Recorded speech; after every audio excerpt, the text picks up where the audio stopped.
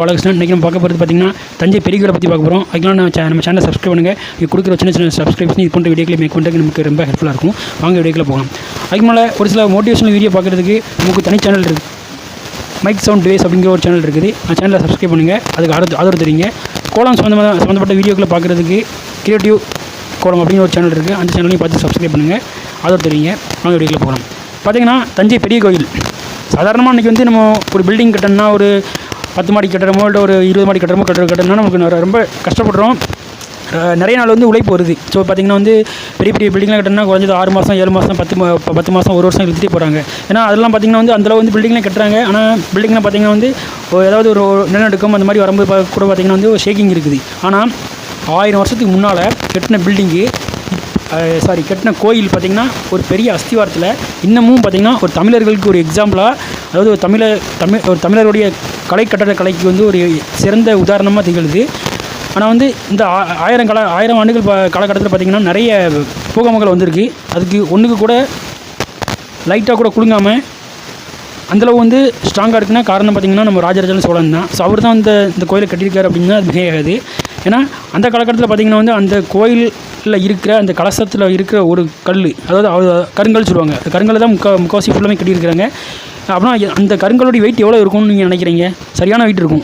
அது சாதாரணமாக தூக்க முடியாது. ஆனால் இப்போ டெக்னாலஜி நிறைய இருக்குது. பார்த்திங்கன்னா இப்போ லிஃப்ட் இருக்குது, க்ரெயின் இருக்குது, நிறைய வச்சு டெக்னாலஜி இருக்குது. ஸோ அந்த கல்லை வந்து எப்படி கீழேருந்து மேலே தூக்கிட்டு போனாங்கன்னு தெரியல. அது ரொம்ப அதை நினச்சா இன்னும் பூரிப்பாகவும் இருக்குது, பிரமிப்பாகவும் இருக்குது. அதெல்லாம் பார்த்திங்கன்னா அதில் நிறைய டிசைன்ஸ், ஸோ நிறைய எக்கச்சக்க இந்த இது ஸ்கல்ப்டர்ஸ், அதாவது இந்த சிற்பக்கலைகள் இருக்குது. அந்த சிற்பக்கலைகள்லாம் வந்து எப்படி இந்த சிற்பிகள் உட்காந்து செஞ்சுருப்பாங்க. ஸோ அந்த கல்லை வந்து தூக்கிட்டு போகிறதுக்கு வந்து யானையை வச்சு வந்து அவங்க வந்து ட்ரை பண்ணியிருக்காங்க. அதான் உண்மை. ஸோ யானையை வச்சு ட்ரை பண்ணாலுமே அதுக்கு வந்து அந்த கல்லை வந்து சாதாரணமாக அதோடைய ஹைட் பார்த்திங்கன்னா கிட்டத்தட்ட சரியான ஹைட்டாக இருக்கும். அந்த ஹைட்டுக்கு அவங்க வந்து ஸ்லாப் போடணும்னா இங்கேருந்து பார்த்திங்கன்னா ஒரு 3 கிலோமீட்டர் அளவில் அந்த ஸ்லாப் போட்டால் தான் அது அங்கேருந்து அதை கோயின்சைட் ஆகும். அப்படின்னா அந்த ஸ்லாப் போடுறதுக்கு அந்த மண்ணை வந்து அவங்க எவ்வளோ நிறத்திருக்கணும். மண்ணை நிறத்தி அதுலேருந்து இந்த யானைகளை கொண்டு போகிறதுக்கு வந்து எப்படி உருட்டி மேலே கொண்டு போயிருப்பாங்க. ஸோ இது பார்த்திங்கன்னா நிறைய தூண்கள் வந்து செதுக்கப்பட்டிருக்கு. அந்த தூண்கள் ஒவ்வொன்றும் வந்து வெயிட்டான தூண்கள். அந்த தூண்கள்லாம் வந்து செதுக்கப்படணும்னா வந்து அந்த தூண்களை வந்து எப்படி கட்டி இழுத்திருப்பாங்கன்னா அதுக்கு எந்த வகையான கயிறுகளை பயன்படுத்தியிருப்பாங்க. அந்த கயிறுகளை பயன்படுத்தியிருந்தாங்கன்னா அந்த கயிறு வந்து எவ்வளோ நீளமாக இருந்திருக்கும். அந்த கயிறுகள் வந்து எவ்வளோ நீளமாக இருந்ததுன்னா அந்த கயிறுகள் வந்து எப்படி வந்து எந்த ஒரு மெட்டீரியலாக செஞ்சுருப்பாங்க. இப்போ நிறைய அடுக்கடுக்கான கேள்விகள் வந்து அடிக்கிட்டே போகலாம். அதெல்லாம் பார்த்திங்கன்னா அது வந்து உளிகள் வந்து யூஸ் பண்ணியிருக்காங்க. அந்த உளிகள் வந்து யூஸ் பண்ணியிருக்காங்கன்னா அந்த உளிகள் வந்து எந்தளவு ஷார்ப்பாக இருந்திருக்கும். அது சுத்தியலோட அடியை தாங்கும்போது அந்த உளிகள் வந்து அந்த ஷார்ப்பு தன்மை வந்து இழக்காமல் இருக்கணும். அது இழக்காமல் இருக்கிறதுக்கு வந்து அவங்க வந்து அந்த சுத்தியலை வந்து என்ன பண்ணியிருப்பாங்கன்னா அதாவது ஹீட் பண்ணி இந்த ஹீட் ட்ரீட்மெண்ட் பண்ணியிருப்பாங்க. இந்த காலகட்டத்தில் சொல்லக்கூடிய அந்த வெப்ப பதனி இதில் சொல்கிறாங்களோ அந்த இது பண்ணியிருப்பாங்க. ஸோ அதை பண்ணுறேன்னா வந்து இந்த காலகட்டத்தில் வந்து அது தெரியும். அதாவது ஹீட் ட்ரீட்மெண்ட்டில் என்ன வருதுன்னா வந்து ஆயில் கொஞ்சம் வரும், வாட்டர் கொஞ்சம் நிறைய வரும். ஸோ அந்த ஆயில் கொஞ்சம் வாட்டர் கொஞ்சம்லாம் வந்து அவங்க அப்பமே யூஸ் பண்ணியிருக்காங்கன்னா அந்த டெக்னாலஜி அவங்களுக்கு அப்பமே தெரியுமா. ஸோ ஏன்னா வந்து ஒரு பொருள் வந்து அதோடைய ஒரு இரும்பு தான் இருக்குன்னா வந்து அது எந்த வகையான இரும்பை யூஸ் பண்ணியிருப்பாங்க. ஒரு சாதாரணமாக ஒரு இரும்பை யூஸ் பண்ணியிருக்காங்கன்னா வந்து அந்த இரும்பு வந்து அதாவது நம்ம வந்து அதாவது என்ன சொல்கிறது, நம்ம ஒரு குறிப்பிட்ட டெம்பரேச்சரில் வச்சு நம்ம வந்து கொஞ்சம் பண்ணும்போதோ அது வந்து என்ன பண்ணுவாங்கன்னா மண் மூடி வந்து அது அப்படியே வந்து அந்த ஹீட் வந்து கொஞ்சம் அப்படியே மண்ணிலேயே ஆறி அது வந்து அப்படியே கொஞ்சம் ஸ்டெபிளைஸாக இருந்து என்ன ஒன்றா அது வந்து ஷார்ப் ஆகும். இல்லைனா வந்து ஆயிலில் முக்கி உடனே கொஞ்சம் பண்ணுறாங்கன்னா வந்து அது வந்து அந்த ஹீட் வந்து கொஞ்சமாக இறங்கி என்ன ஒன்றா வந்து கொஞ்சம் ஆகி வந்து அது அந்த ஷார்ப்னஸ் வந்து ஃபார்மஸ் ஆகும். ஸோ அதெல்லாம் பண்ணியிருந்தாங்கன்னா அவங்களுக்கு அந்த டெக்னாலஜி அவங்களுக்கு எப்படி தெரியும். ஆனால் இதுக்கெல்லாம் அவங்க இதுக்குள்ளே கற்றுருக்காங்களா? இந்த மாதிரி நிறைய கேள்விகள் வந்து நம்ம அடிக்கடிக்கிட்டே போகலாம். ஆனால் வந்து அவங்க வந்து அந்தளவுக்கு வந்து அந்த உளிகள் எல்லாத்தையும் ஷார்ப் பண்ணியிருக்காங்க. அது எந்த மெட்டீரியலாக செஞ்சுருக்காங்கன்னு அவங்களுக்கு இன்னும் தெரியல. அந்தளவு இருக்குது. ஸோ பார்த்திங்கன்னா தூண்கள் வந்து தூண்களையும் வந்து சுட்டி பார்க்கும்போது ஒரு ஓசைகள் வருது. அப்புறம் வந்து அது எந்தளவு வந்து அந்த ஓசைகளை வந்து இருக்குன்னா அது எந்த வகையான அந்த கருங்களை பயன்படுத்தியிருப்பாங்க. ஸோ கருங்களை பயன்படுத்தியிருக்காங்கன்னா அந்த கருங்களை எங்கேருந்து வந்திருக்கும், எங்கேருந்து அவங்க கொண்டு வந்திருப்பாங்க. இதை வந்து இது பண்ணனா வந்து யானைகளை வச்சு தான் இது பண்ணியிருக்காங்க. யானைகள், இந்த குதிரைகள் மற்றும் இந்த மாடுகள், விலங்குகள், அதை மீன்ஸ் கழுதைகள் இதெல்லாம் வச்சு தான் இது பண்ணியிருப்பாங்க. அப்படிலாம் பண்ணும்போது வந்து அந்த யானைகளுக்குலாம் வந்து சாப்பாடு கொடுக்க வந்து சாதாரண விஷயம் கிடையாது. ஆனால் அந்த யானைகளை வந்து எங்கேருந்து கொண்டு வந்திருப்பாங்க. அந்த யானைகளுக்கு வந்து ஒரு நாளைக்கு எவ்வளோ சமையல் பண்ணி அந்த சாப்பாடு போட்டிருப்பாங்க. இதில் வந்து 1 மனிதர்கள் 2 மனிதர்களில் ஆயிரக்கணக்கான மனிதர்கள் வேலை செஞ்சுருக்காங்க. ஆயிரக்கணக்கான மனிதர்கள் வேலை செஞ்சுருக்காங்கன்னா அந்த மனுஷங்கள்லாம் இங்கேருந்து கொண்டு வந்திருப்பாங்க. அவங்க நிறைய பேர் பார்த்திங்கன்னா வந்து ஸ்ரீலங்காலேருந்து வந்திருக்காங்கன்னு சொல்கிறாங்க. அப்புறம் ஸ்ரீலங்காலேருந்து வந்துருந்தாங்கன்னா அவங்க அந்த காலத்தில் எப்படி வந்திருப்பாங்க, இந்த விலங்குகள்லாம் இருக்குன்னா அந்த விலங்குகளை வந்து எப்படி வந்து கொண்டு வந்திருப்பாங்க. அந்த விலங்குகளுக்கு கண்டிப்பாக வந்து ஒரு வண்டி இருக்கும். இப்போது மாடுனா எடுத்திங்கன்னா மாட்டு வண்டி இருக்குது. அந்த வண்டியெல்லாம் எப்படி டிசைன் பண்ணியிருப்பாங்க. ஸோ ஏன்னா வந்து சாதாரணமாக வந்து ஒரு விலங்குகளையோ ஒரு யானைகளை வச்சு வெயிட் வந்து தூக்கிடலாம். ஆனால் விலங்கை வச்சு வெயிட் தூக்குறது வந்து சாதாரண காரியம் கிடையாது. மாடு இருக்குன்னா வந்து மாடை வச்சு வெயிட் தூக்குறதுக்கு நம்ம என்ன பண்ணணும் வந்து மாட்டு வண்டியை உருவாக்கணும். அப்புறம் அந்த மாட்டு வண்டி உருவாக்கணும். மாட்டு வண்டி எந்த மாதிரியான ஒரு ஸ்ட்ராங்கான பொசிஷனில் இருக்கும், எந்த மெட்டீரியலாம் யூஸ் பண்ணியிருப்பாங்க, இந்த மாதிரியான நிறைய கொஷின்ஸ் வந்து நம்ம ரைஸ் பண்ணிகிட்டே போகலாம். ஆனால் இத்தனைக்கும் வந்து ஒரு மனிதன், அவர் தான் ராஜராஜ சோழன். அந்த ஒரு மனுஷனோடையெல்லாம் மட்டும்தான் முடிஞ்சிருச்சு, அவரால் மட்டும்தான் முடியும். ஸோ அதனால வந்து அவர் வந்து கட்டியிருக்கிறாரு. ஏன்னா வந்து இவ்வளோ இத்தனை பேர்த்துக்கு வந்து பிளான் பண்ணி ப்ரீ பிளான் பண்ணுறது ரொம்ப ரொம்ப கஷ்டம். சாதாரண ஒரு வீடு கட்டினாலே நம்ம ப்ரீ பிளான் பண்ணி, அதாவது ஒரு முன்னாலே கட்டுற வீட்டுக்கு ஒரு 6 மாதம் முன்னாடி டிசைன் போட்டு அது இன்ஜினியர்ஸ்லாம் நம்ம வந்து அப்ரூவ் வாங்கி அதெல்லாம் வந்து அவங்கள்ட்ட காமிச்சு கவர்மெண்ட் இது பண்ணி எக்கச்சக்க வேலைகளும் பண்ணியிருக்கோம். இதெல்லாம் ப்ரீ பிளானோட பண்ணுறோம். ஆனால் அந்த இவ்வளோ பெரிய கோயிலை கட்டுறதுக்கு அப்படின்னா எவ்வளோ பெரிய ப்ரீ பிளான் பண்ணியிருப்பாரு. ஏன்னா வந்து இத்தனை வகையான மனிதர்களையும் வந்து அதில் ஈடுபடுத்தினா வந்து அவங்களுக்கு சாப்பாடு வேணும், அதுக்கு மெட்டீரியல் ஃபுல்லாக அது என்னென்ன உபகரணங்கள் செய்யணுமோ அதுக்கு மெட்டீரியல் வேணும். அது இல்லாமல் வந்து அவங்களுக்கு வந்து தேவையான அந்த சாப்பாடுகள் செய்ய பாத்திரங்கள் எல்லாமே பண்டங்கள் எல்லாத்தையும் வரவழைக்கப்பட்டிருக்கணும். இதுக்கு தேவையான வந்து ஃபஸ்ட்டு பணம் வேணும். இந்த பணத்தை வந்து அவங்க வந்து எப்படி இருப்பாங்க, எப்படி ஏர்ன் பண்ணியிருப்பாங்க, இந்த பணத்தை வந்து பொண்ணை கொடுத்து பொண்ணை மாற்றிருப்பாங்களா, இல்லைன்னா வெளியே கொடுத்து வெளியே மாற்றிருப்பாங்களா, இல்லை எந்த பண்டமாற்று முறை வந்து ஏற்படுத்தியிருப்பாங்களா அப்படின்னு வந்து நான் வந்து நிறைய வந்து யோசிச்சுட்டே போகலாம். ஏன்னா இத்தனையும் பார்த்தீங்கன்னா இத்தனையும் வந்து கட்டி முடிச்சிருக்காங்க. அவங்களுக்கு சாப்பாடு வந்து இத்தனை மனிதர்களுக்கு ஒரு நாளைக்கு சாப்பாடு சமைச்சு கொடுத்துருக்காங்க.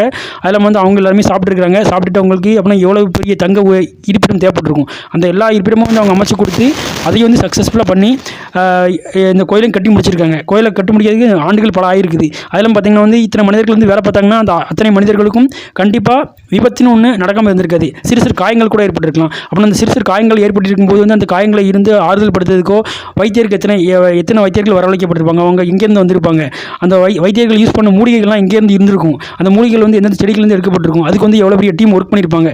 ஸோ இந்த மாதிரியான நிறைய கொஷின்ஸ் இருக்குது. ஆனால் அத்தனைக்கும் வந்து ஈடு கொடுத்து அத்தனையும் வந்து கட்டி முடித்து பர்ஃபெக்டாக செஞ்சவன் பார்த்திங்கன்னா நம்ம ராஜராஜ சோழன் தான். ஸோ ராஜராஜ சோழனுக்கு வந்து இந்த காலகட்டத்திலையும் நம்ம வந்து ஒரு நன்றியை வந்து நம்ம தெரிவிக்கணும்னா கண்டிப்பாக அது வந்து ஒரு பெரிய விஷயம் கிடையாது. அவருக்கு ஒரு மிகப்பெரிய நன்றியை தெரிவிச்சுக்கலாம். ஏன்னா பார்த்திங்கன்னா வந்து நம்ம தஞ்சை பெரிய கோயில் வந்து இன்றளவும் பார்த்திங்கன்னா ஒரு பெரிய கட்டடக்கலைக்கு ஒரு சிறந்த சான்றாகவே, தமிழர்களுக்கு உண்டான கட்டடக்கலைக்கு ஒரு சிறந்த சான்றாக விளங்குகிறது அப்படின்னா அது மிகையாகுது. ஏன்னா நம்ம பார்த்திங்கன்னா வந்து நிறைய ஃபாரின்ஸ் கண்ட்ரிஸ் வந்து பார்த்திங்கன்னா வந்து இந்த துபாய், சிங்கப்பூர்லாம் பார்த்திங்கன்னா வந்து முடிச்சு கலிஃபோர்னியாலாம் அந்த மாதிரி நிறைய பெரிய பெரிய பில்டிங்லாம் இருக்குது. ஸோ அதெல்லாம் பார்த்திங்கன்னா வேர்ல்டு நம்பர் 1 பில்டிங்காக இருந்தாலுமே பார்த்திங்கன்னா வந்து அதெல்லாம் வந்து நிறைய இப்போ டெக்னாலஜி வந்துருச்சு.